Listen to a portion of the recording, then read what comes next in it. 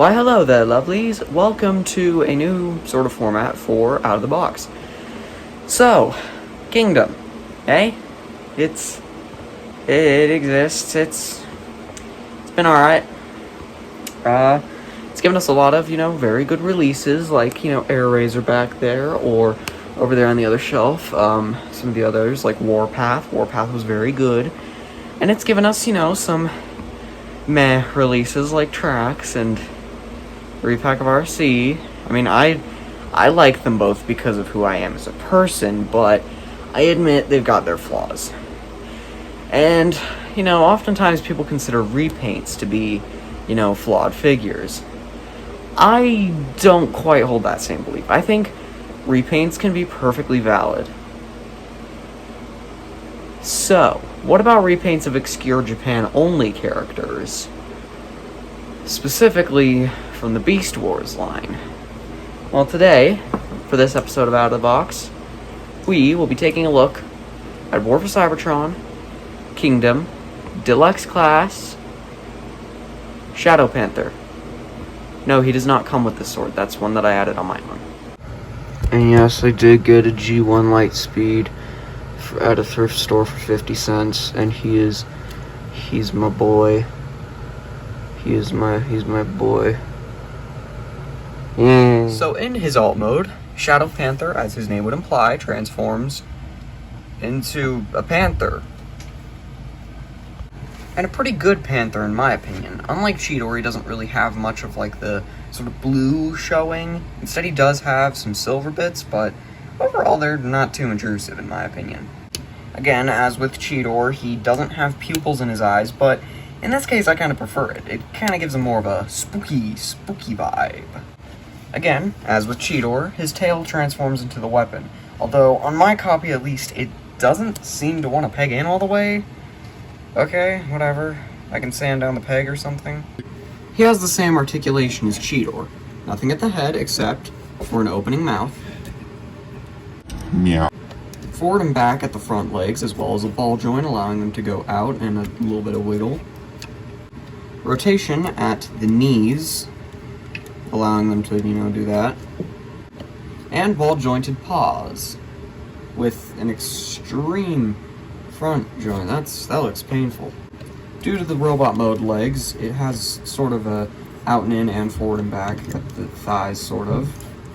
As well as rotation below, and a bend at this region. I don't really know what that region would be called. I'm not an expert. Due to transformation, he does have rotation below at this area of the knee, although if you push it in too far, the robot mode foot will pop out. And just like the front legs, in fact, I'm pretty sure it's the same component, ball-jointed paw. And of course, if you really want to get technical, it does technically have a swivel at the tail. Overall, I'm quite happy with Shadow Panther in his alt mode, does what he sets out to do. He is a panther, and what more do you want from him? Now for size comparisons, here he is with a standard War for Cybertron Micromaster, specifically Stormcloud. Here he is with Power of the Primes Deluxe Jazz. Here he is with Titan's Return Voyager Class Sentinel Prime. And here he is with the Mega Construx Warthog. And now, we terrorize. And here's Shadow Panther in robot mode.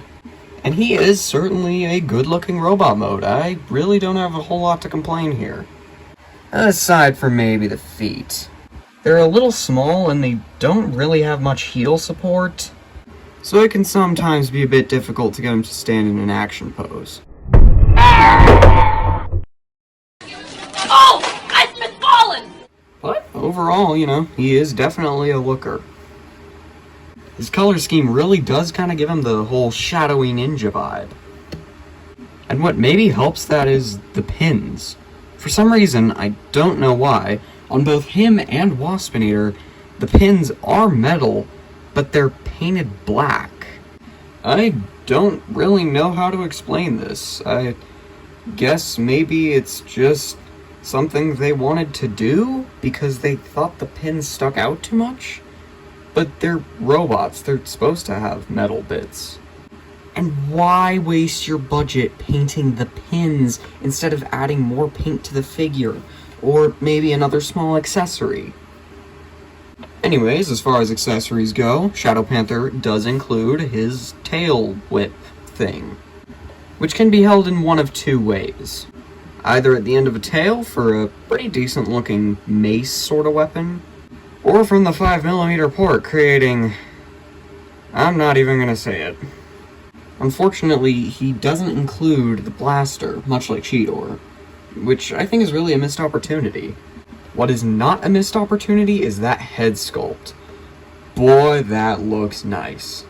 I'm glad that they just didn't reuse Cheetor's head sculpt, and they actually made his face inspired by his original battle mask. I think that's a nice touch.